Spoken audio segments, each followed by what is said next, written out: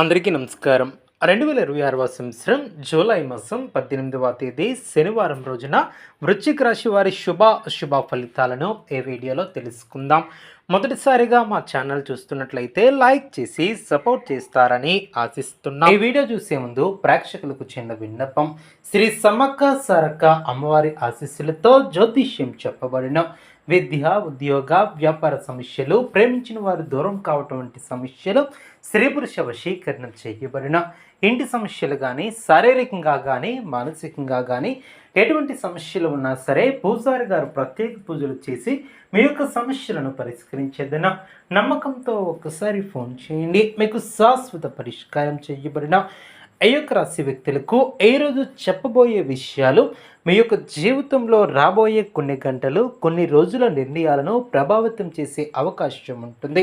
అందుకే ఈ వీడియోని మధ్యలో స్కిప్ చేయకుండా చివరి వరకు తప్పకుండా చూడండి. ఎందుకంటే చివరిలో చెప్పబోయే చిన్న పరిహారం, అలాగే మీ యొక్క అదృష్టాన్ని పెంచే ప్రత్యేక సూచన ఈరోజు మీకు ఎంతో ఉపయోగపడుతుంది. మరియు ఆలస్యం చేయకుండా రేపటి రాశి ఫలితాల్లో ప్రవేశిద్దాం. ఈ యొక్క రాశి వ్యక్తులకు రేపటి రోజు ధైర్యాన్ని పరీక్షించే రోజుగా కనిపిస్తున్నప్పటికీ అదే ధైర్యం మిమ్మల్ని విజయానికి కూడా తీసుకువెళ్ళే రోజు కానుంది. ఉదయం లేచినప్పటి నుంచి కొన్ని చిన్న చిన్న సంఘటనలు మీ యొక్క మనస్సులో ఆందోళన కలిగించవచ్చు. కానీ వాటిని పెద్ద సమస్యలుగా భావించకుండా ప్రశాంతంగా వ్యవహరిస్తే పరిస్థితులు మీకు అనుకూలంగా మారుతాయి. మీకు ఎంతకాలంగా ఎదురవుతున్నటువంటి ఆలస్యం ఒక్కసారిగా తగ్గే సూచన కూడా కనిపిస్తుంది.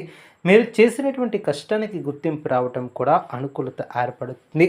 ఉద్యోగం చేస్తున్నటువంటి వారు తమ పనిలో కొత్త బాధ్యతలను స్వీకరించే అవకాశం ఉంటుంది. మొదట అవి కొంచెం భారంగా అనిపించినా తర్వాత ఇవే మీ యొక్క కెరియర్లో మంచి గుర్తింపును కూడా తీసుకువస్తాయి.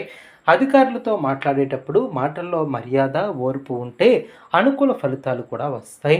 కొంతకాలంగా పెండింగ్లో ఉన్నటువంటి ఫైల్ లేదా పని ముందుకు కదిలే అవకాశం ఉంటుంది.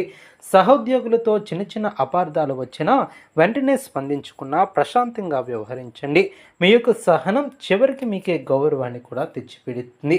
వ్యాపారం చేస్తున్నటువంటి వారికి రేపటి రోజు అవకాశాలు చూపించే రోజు. పాత కస్టమర్ల నుంచి మళ్ళీ ఆర్డర్లు వచ్చే సూచనలు కూడా కనిపిస్తున్నాయి.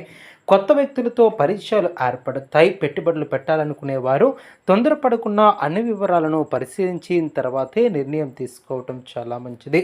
భాగస్వామ్య వ్యాపారం చేసేవారు ఒకరిపై ఒకరు నమ్మకం పెంచుకుంటే లాభాలను పొందగలుగుతారు. అదేవిధంగా ఈ యొక్క రాశి వారు తొందరపడకుండా అనుకూలమైనటువంటి నిర్ణయాలతో ముందుకు సాగటం వలన అనుకూల ఫలితాలు సిద్ధిస్తాయి.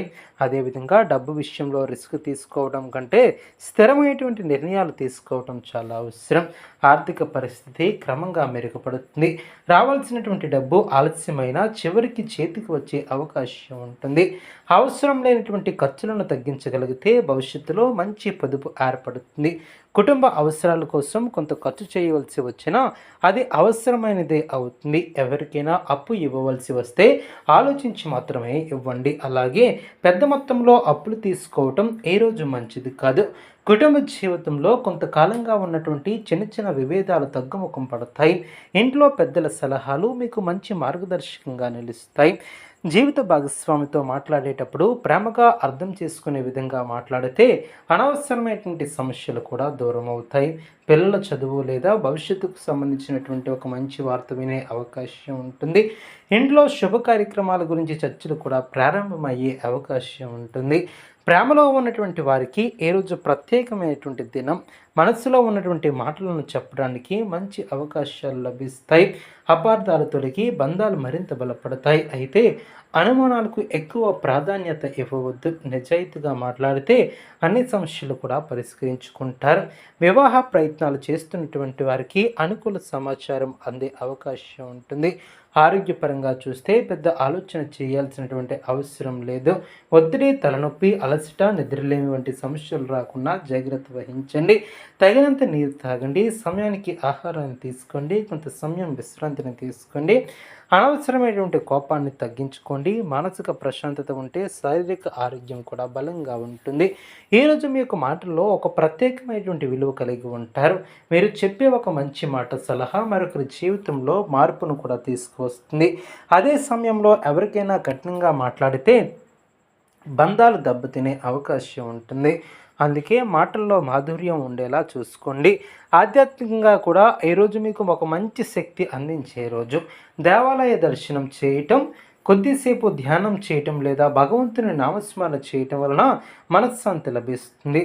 చాలా కాలంగా మీ యొక్క మనసులో ఉన్నటువంటి ఒక కోరిక నెరవేరే దిశగా కూడా అడుగులు పడతాయి.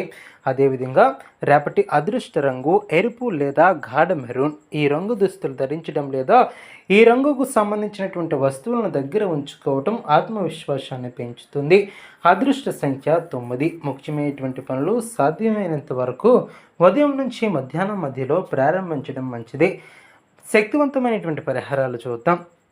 ఉదయం స్నానం చేసిన తర్వాత సమీపంలో శివాలయంలో లేదా ఇంట్లోనే పరమశివునికి నీటితో అభిషేకం చేసి ఓం నమః శివాయ అనే మంత్రాన్ని 108 సార్లు జపించండి. అనంతరం నల్ల నువ్వులు దానం చేయండి. పక్షులకు ధ్యానం వేయండి. ఇలా చేయటం వలన గ్రహ దోషాలు ప్రభావాలు